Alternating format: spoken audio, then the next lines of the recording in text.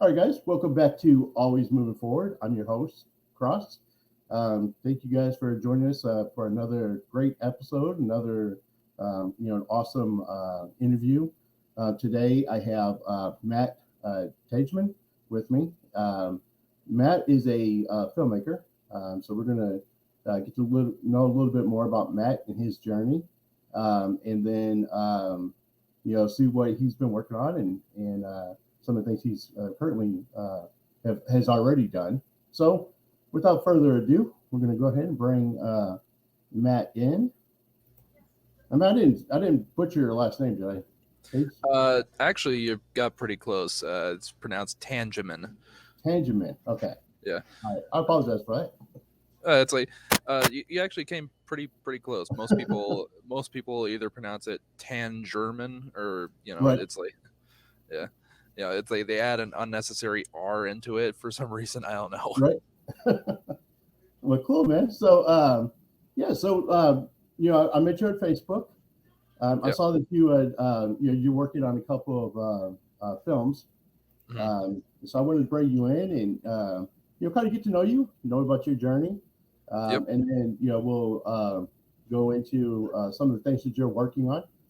Yep. So, but we'll start off, of course, talk about where you were born and raised, and kind of what life was like growing up. Well, I was born in Michigan. Specifically, I was born in Ann Arbor, and I grew up in a small town called Howell.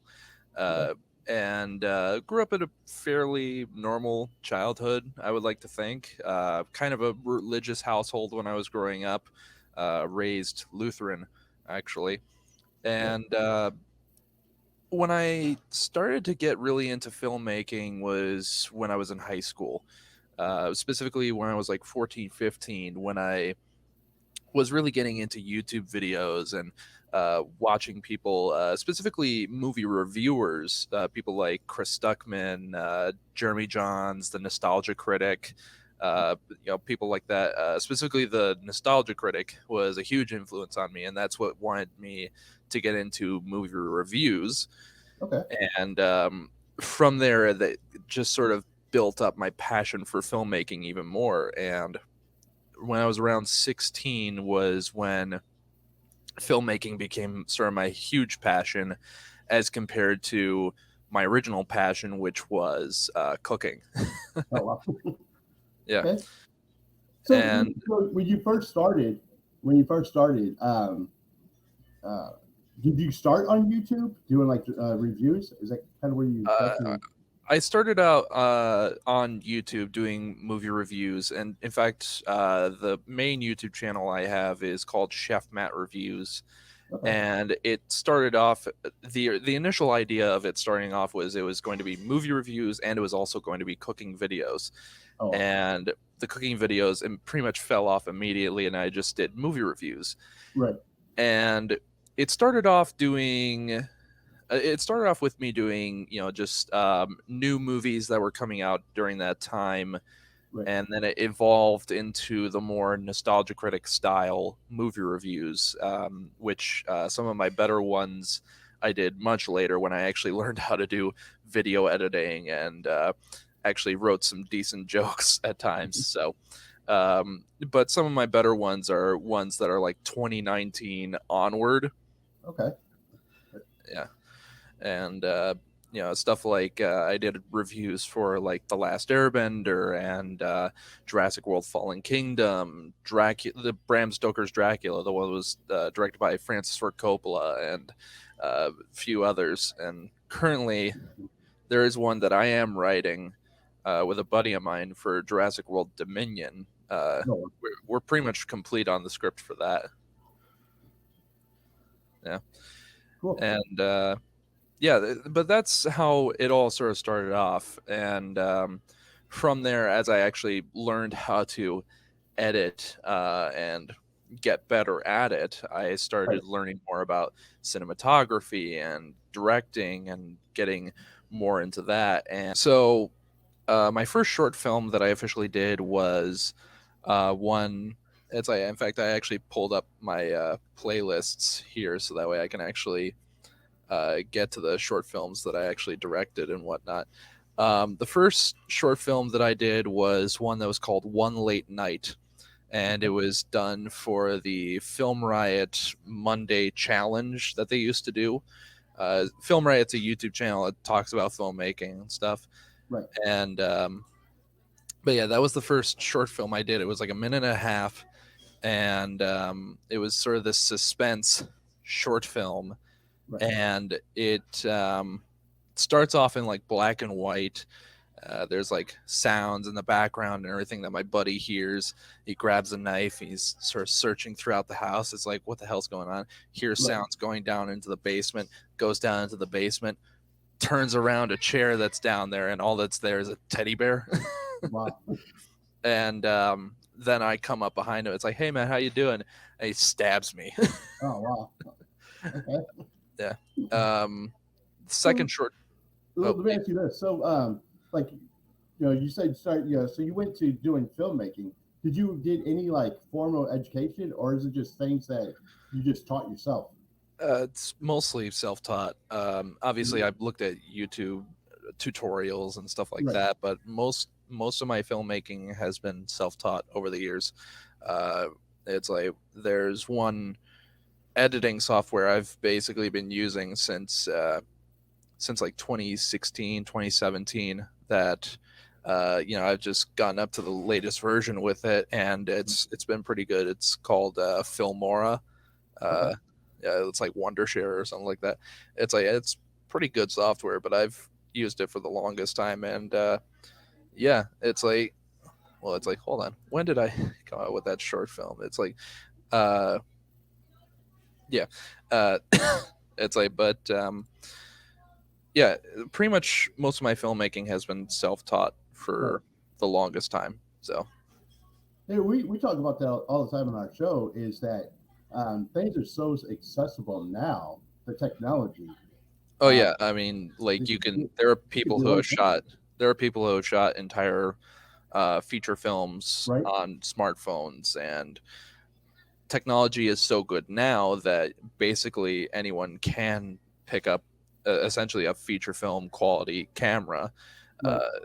and they can shoot their film if they have the resources that they think they can tell the best story with it. Right. And even the software, like you're talking about the Filmora.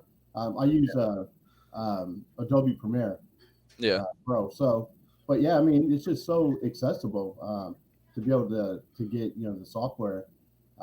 So I know that people still go to school for filmmaking and learning, yeah, and I guess there's value in it. I guess I mean, but yeah, for people who don't have the financing to do that, you could still start. yeah, Uh, and like I said, everything is pretty accessible now. So that's a pretty cool thing about having the technology readily available. yeah. It's like, yeah, I mean, 2022 now. I mean, there's so much available technology that people like Spielberg, Robert Rodriguez, they would have dreamt to Right. have this accessibility and technology that we have now. Uh, Right. it's like back in like the 70s and the 80s and the 90s and everything, and now it's just like, yeah, pick up a camera, go make your movie. Right. Cool. So you said you had a second one you were talking about that you're about to.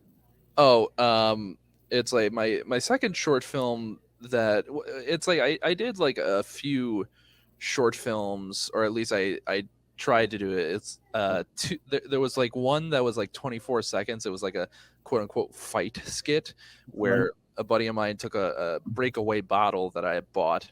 He smashed it over my head, and we think we are gonna get into this huge fight, and then I just collapse into his arms, start crying. Wow. And then I had a unfinished Star Wars fan film that I wanted to make, and it just sort of collapsed like halfway through filming because it was so. It was in the middle of winter and it was so cold. Oh wow. Yeah, but the short film I ended up doing after One Late Night was one that was called Close Encounters of the Lucas Kind, Okay. and it's actually the longest short film that I have out there. It's about 4 minutes, and what it is it's quote unquote based on a true story. Right. It's based on the telephone conversations that happened between Steven Spielberg and George Lucas when they were making what would eventually become Indiana Jones and the Kingdom of the Crystal Skull. Okay. And some of the actual conversations that they had in there are almost word for word. Uh, it's like, for example, well, it's like there's like one conversation in the middle that was just completely fictional, like we just completely made it up. But it's like the last conversation basically goes like, because they basically went back and forth on whether or not they were going to include aliens really. Like that was Steven's biggest sticking point. It's like, George, I can't do any more aliens. I've done ET, I've done Close Encounters, I've Right. done War of the Worlds. I Right. can't do any more aliens, man. And then finally, the last little bit is like, it's like, okay, Steven, it's like, I get you. They're no longer aliens. And he's like, oh my God, George, I love you. I Right. love you. What are they? They're interdimensional beings. Ha. Right. It's like, you ever hear of string theory? Right. It's like, fine, George, fine, we'll put them in. It's like, what do they look like? Well, they look like aliens. Well, so let me ask you, in the middle of doing, these short films, what do you think is the toughest obstacle to getting a short film done? Time. Time. Uh, excuse me. Okay. But time, really. Making sure everything lines up scheduling wise with. When I was doing my short films, it's just with my friends, Right. and I was a lot of the times I was still in high school or I was in college, and after then, it was mostly just once we got to working, once we actually had jobs, it was more of one of those things where we had to line up our job schedules and make sure what days we were working and what days we weren't. And it's like from there, another difficult thing came from the extraordinary ideas I might have for a certain short film, but oh Yeah. no, I have no money. Yeah. Yeah. Yeah. So like a while ago, I wrote a Western short film. Okay. It was called Guns of the Cold Night, and I've rewritten that like 5 or 6 times now. It's like it's a good concept in theory.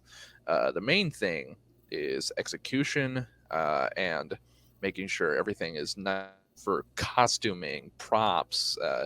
We had so many different things to try and make it a part of the mid to late 1800s that were just Right. like, we don't have the money for any of this.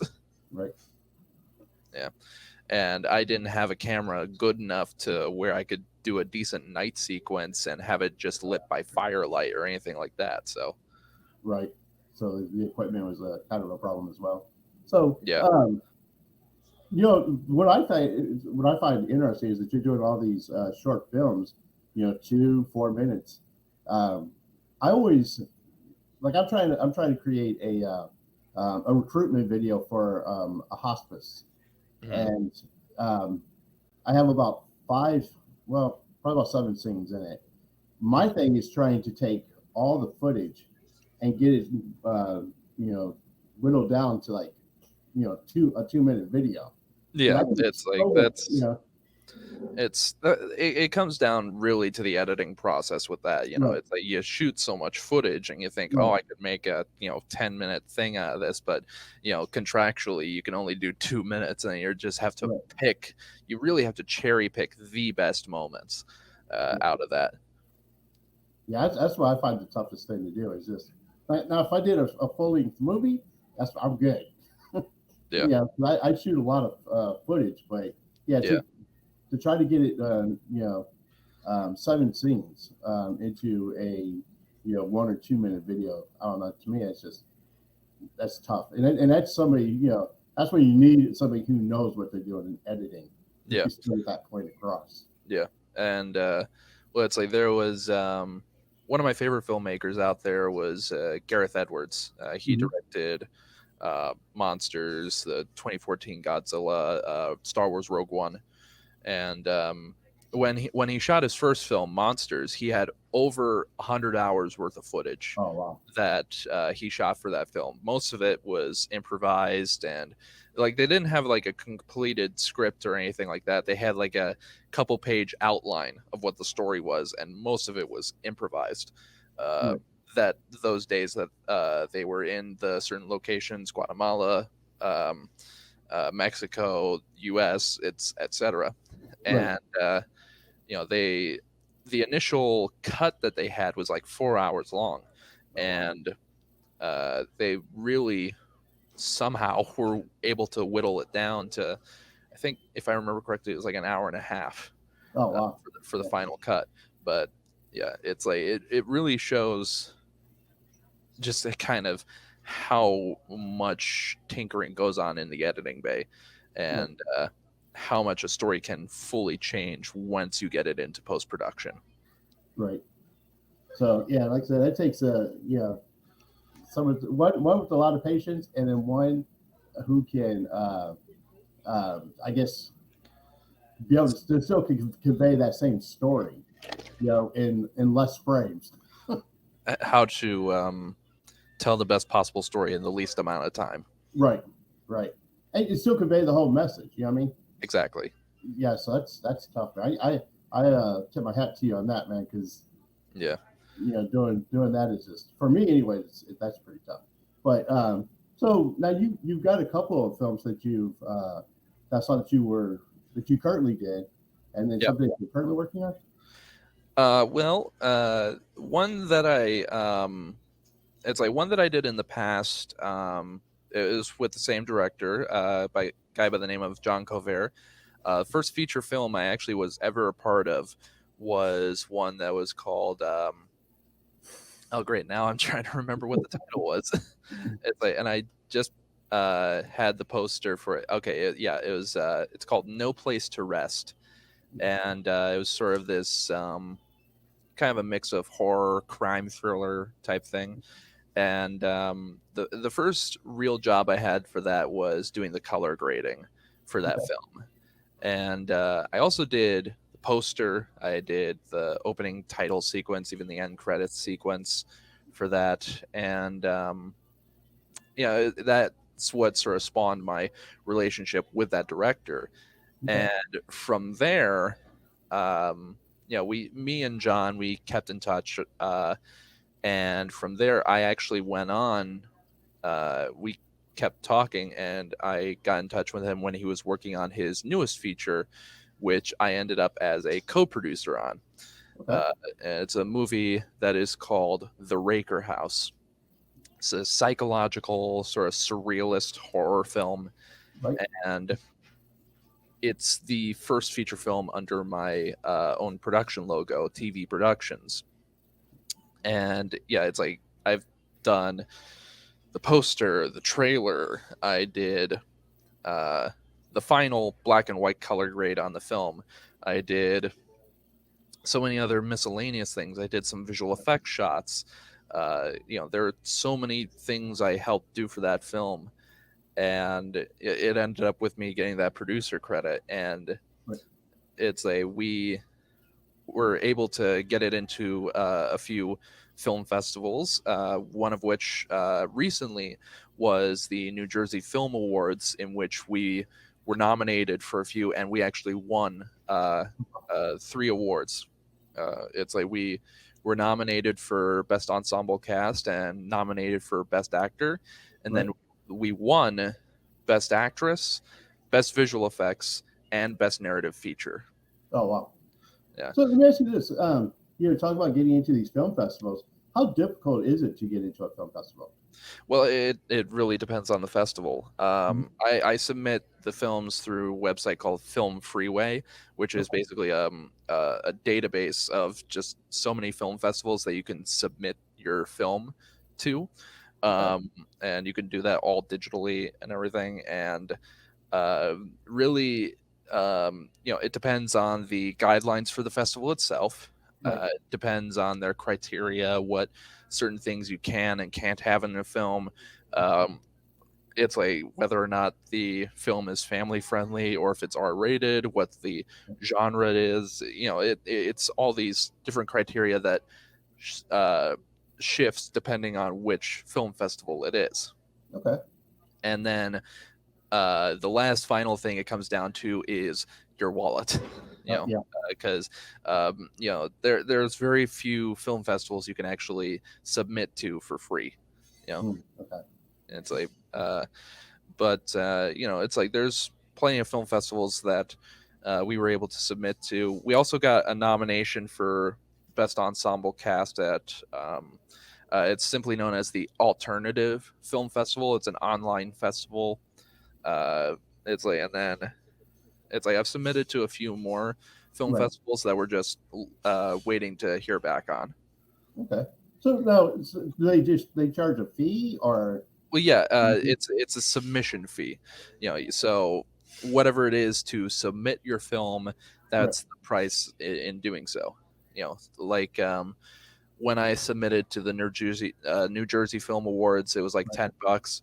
If I want to submit to like Slam Dance or Sundance, it's gonna Right. be like over $100. Okay. So I mean, the fees aren't too bad, depending on what it is. Depending on what it is, and Right. then even then, it's not a guarantee that your film will actually get into the festival. Oh wow. It's like they have a very strict selection. Right. Sometimes if they look at the film and they're just like, nah, we're not going to submit it, and it's one of those things where you submit it, but you're not. It's like even if it doesn't get in, you're not going to get a refund or anything like that. Right. It's basically all submissions are final, no take backsies. Yeah. Yeah.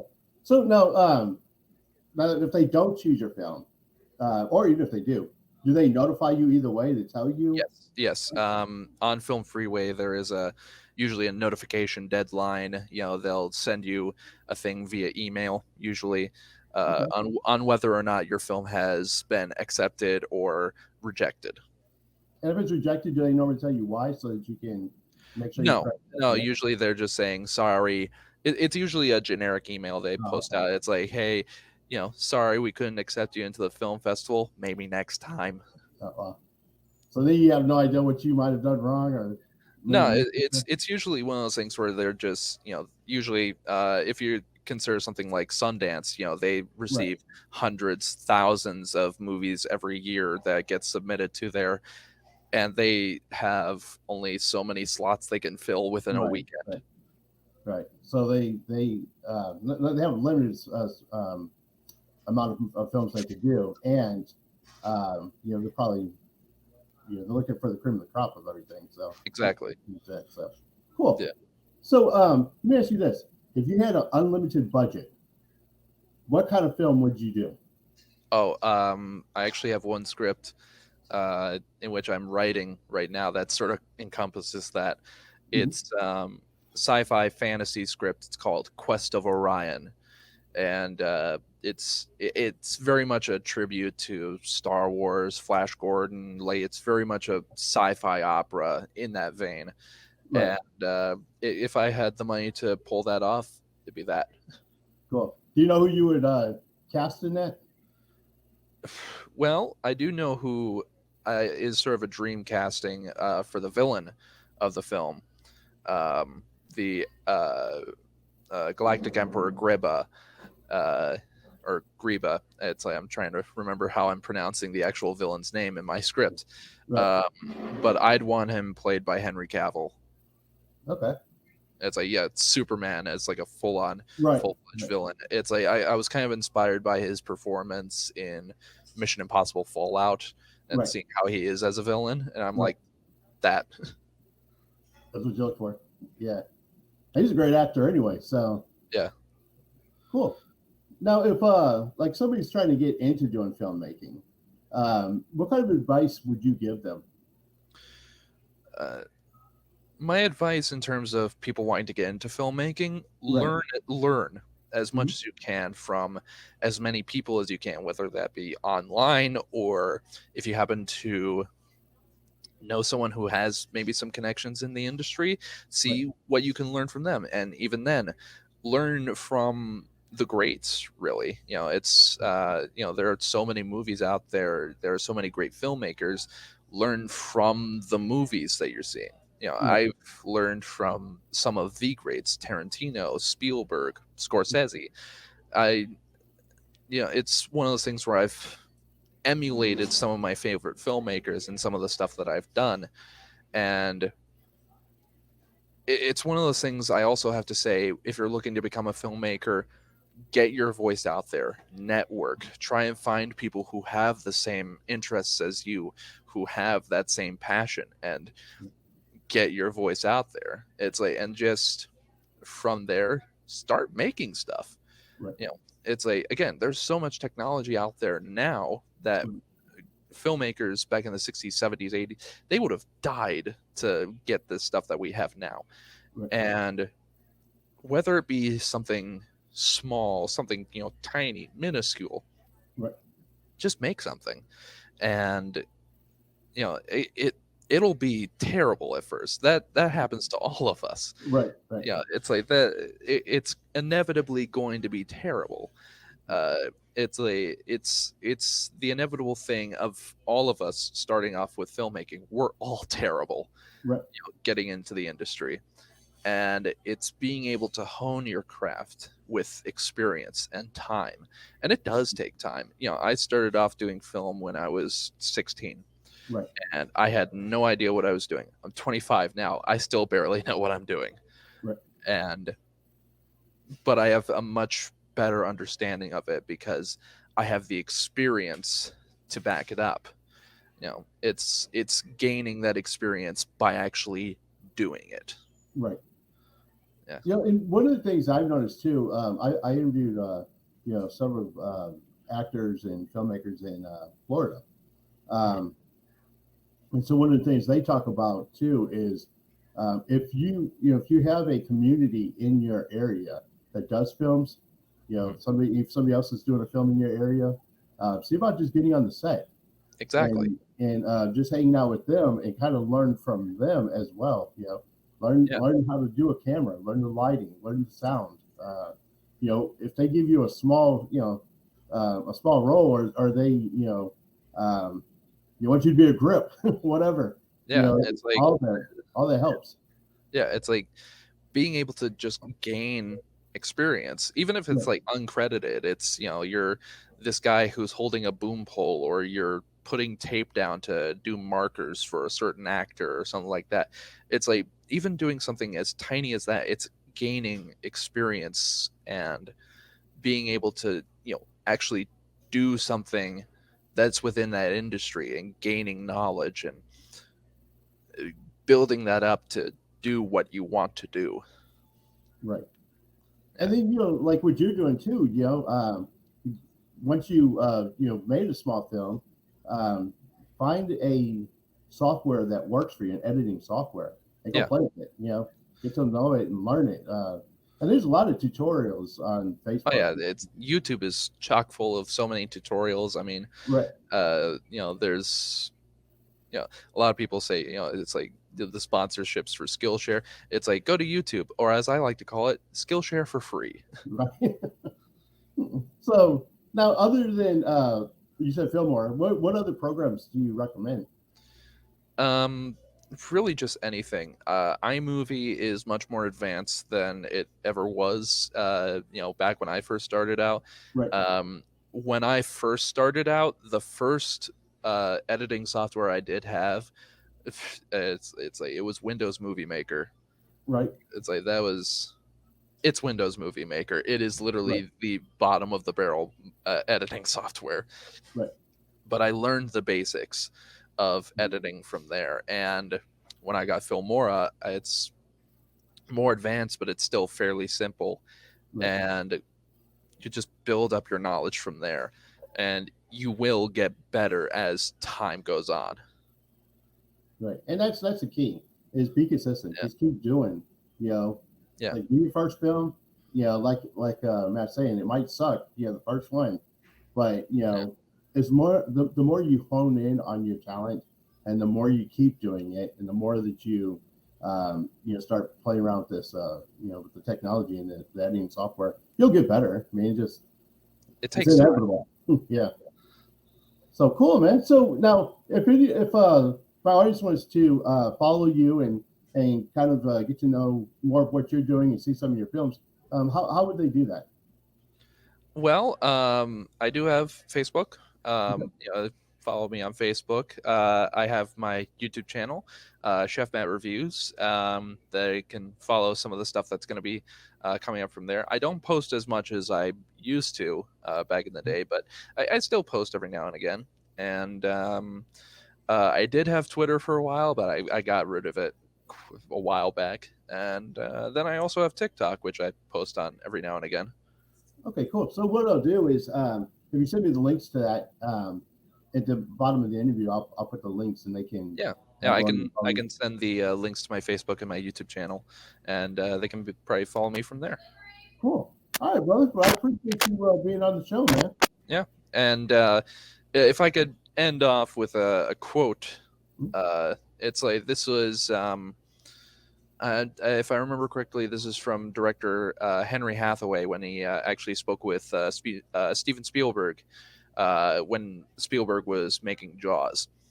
You know, there are going to be times when you go onto set and you have absolutely no idea what you're doing. It happens to all of us. You have to guard that secret with your life.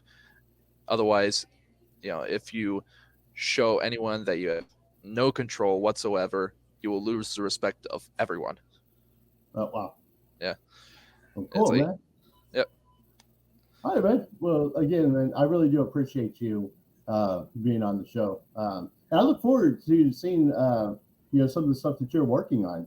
Yep. When you do these, the features, do you have a place that you're planning on launching them? A particular place, or?